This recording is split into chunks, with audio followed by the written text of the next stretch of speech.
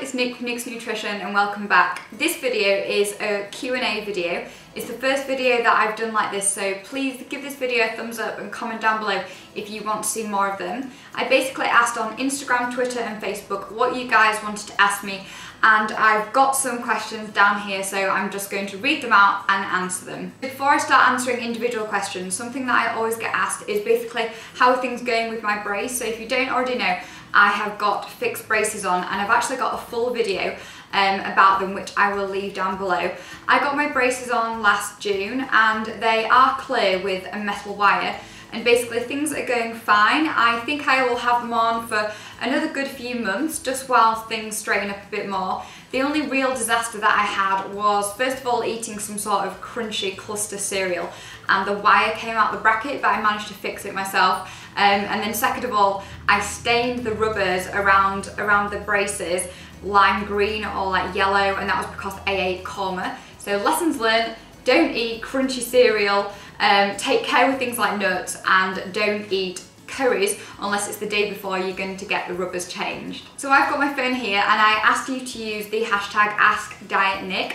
So if you've got any more questions, you can either leave them down below or on Instagram, Twitter or Facebook, just use that hashtag and I will find them.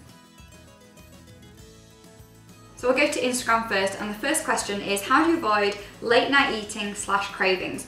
I've got a full blog post on cravings, things like keeping your mind and hands distracted, having regular meals, keeping well hydrated, keeping tempting foods out of sight.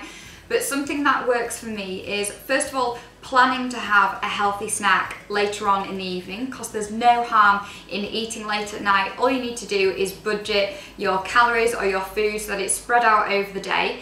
And second of all, make sure that you go to bed at a reasonable time. I know that if I'm staying up like 11 o'clock onwards, then I start to feel peckish, but actually it's my body craving sleep and not more food. So the second question is, what's your thoughts on sweeteners in protein powders? Now, sweeteners in general are one of the most highly regulated substances out there. I personally though like the more natural ones, things like xylitol, stevia and also things like honey. When it comes to protein powders, to be honest, check the ingredients list. When it comes to Purition, they don't use any, they use natural flavourings.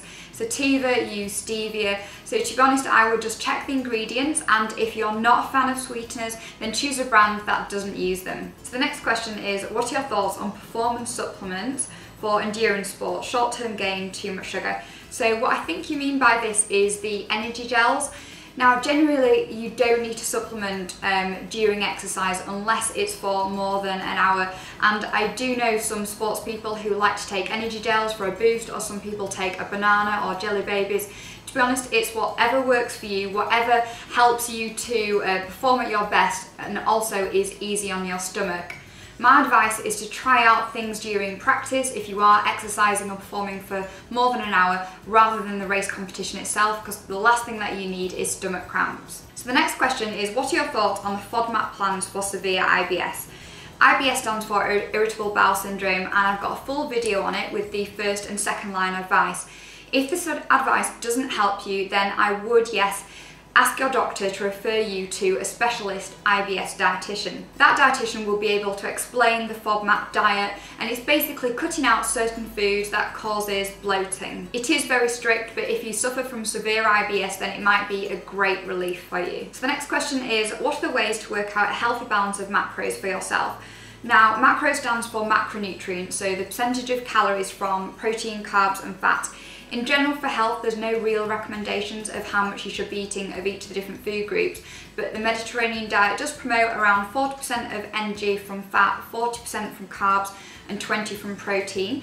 I personally would just go for a third of a plate vegetables, a third of your plate carbs, a third of your plate protein, making sure that you've got things like healthy fats, things like avocados, nuts, seeds, oily fish in your diet, and you won't go too far wrong. The next question is, I suffer with PCOS and wondered what type of food I should eat and how often I should eat. So PCOS stands for polycystic ovarian syndrome, and it's basically like a form of insulin resistance. So some people struggle to lose weight with it. My advice would be to follow a healthy and low GI diet, so maybe eating little and often and focusing on low GI carbohydrates, things like sweet potato, basmati rice, things like oats, and I will leave more information about the low GI diet down below. She also says I suffer with allergies such as asthma and eczema, and to be honest, I would recommend that you speak to a specialist dietitian because they will be able to possibly talk you through an elimination diet to see if you've got any triggers, but also give you more specialist and tailored advice. The final question on Instagram is, what are your thoughts on tea detoxes?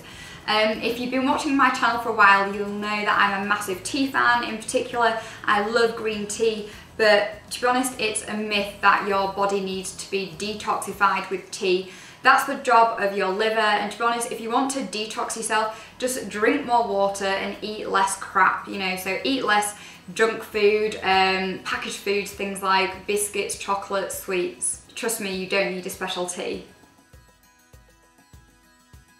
So moving on to Facebook, and the first question is, should I calorie count? Calorie counting is just one way of losing weight, and to be honest, it can become rather tedious and time consuming. What I do promote is something called calorie awareness. So if you know, for example, that there's more calories in chocolate cake than an apple, then you're halfway there. Another way is basically looking at food labels. So if, for example, you're going out to buy a sandwich for lunch and one sandwich is coming in at 700 calories and the other is coming in at 400, then maybe if you're trying to lose weight, just go for the one that is 400 calories. Other ways of being calorie aware is things like if you're having cereal for breakfast and it says a portion is 30 grams and that is so many 100 calories, weigh out 30 grams just so that you know roughly how much one serving looks like. So the next question is fat versus sugar, which is the biggest evil? To be honest, no food in isolation is evil. So I always say there's no such thing as good and bad foods, but there are such things as good and bad diets. To be honest, it depends how much you eat of it.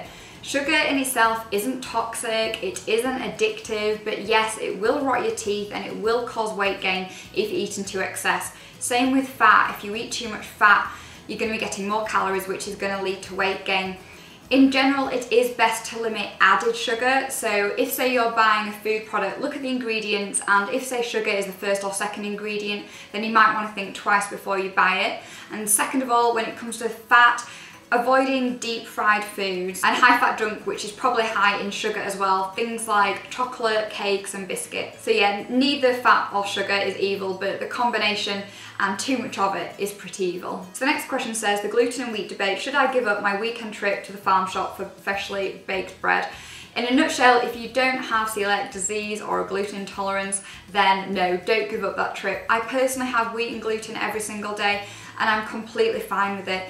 If you think that you're intolerant to something like wheat and gluten, then the best thing to do is do a food and symptom diary. So keep a food diary for the week, and every time you have a symptom, write it down. You can then look back and see if there are any links and triggers. More than likely, there's going to be another trigger to your bloating, and I would highly recommend that you check out my IBS video, and I'll leave the link down below which explains more. But I'm going to move on to Twitter now. So the first question is, I'm normally pretty healthy, but recently I'm massively craving sugar, chocolate and carbs. Any top tips? To be honest, my advice would be to listen to your body and just go for the healthy alternative. If you're craving chocolate and carbs, then why not go for some dark chocolate with maybe some rice cakes topped with peanut butter and banana, because then you are getting a little bit of what you fancy, but you're also getting some goodness at the same time. Another question is, can you give a balanced view on juicing? It's the trend now, but what are your thoughts? I've got a full blog post on smoothies versus juicing. If you've read it, you'll know that I am personally a smoothie fan, just because smoothies have got more of the fibre and it's less hassle. However, juicing is good because you've got a whole load of nutrients in there, and basically you can get down more fruit and vegetables than you can by eating it, just because you get too full from eating it. So another question is, where do you stand on pre-workouts and fat burners? I personally don't take anything. If something says that it burns fat, then I would be very dubious. The only way to burn fat is to basically expend more calories than what you're taking in. So basically exercise more, eat healthy, and just don't eat too much. So the next question is, I have a huge sweet tooth but trying to swap my daily chocolate bar for a cereal bar with a bit of chocolate. Is that a good swap? To be honest, it depends on the type of cereal bar. Some are better than others. I've got a whole video explaining about cereal bars, which I will link down below. Some of my favourite are things like the naked bars, which are 100% pure fruit and nuts. So yeah, if it's a cereal bar like that, then great. But if it's a cereal bar where sugar is either the first or second ingredient, then probably it's not going to be much better than the chocolate bar. The last question is, it's probably a hard one without all the details, but how many calories a day would you recommend for steady but obvious weight loss? I will leave a link below to my metabolism calculator, where basically you can calculate how many calories your body burns on average a day. Then basically just take a few hundred calories off this. The average woman needs around 2,000 calories to maintain a weight, and the average man about 2,500. Obviously, if you're more active or if you're a bigger person, then you'll be needing more. And basically just eat fewer calories than this. Monitor your weight, monitor your calorie intake, and I'm pretty sure that you'll be able to work out the answer to that question yourself. So I really hope that you've enjoyed this Q&A video. If you've got any more questions for me, please leave them in the comments down below, and I promise to do another one of these videos very soon.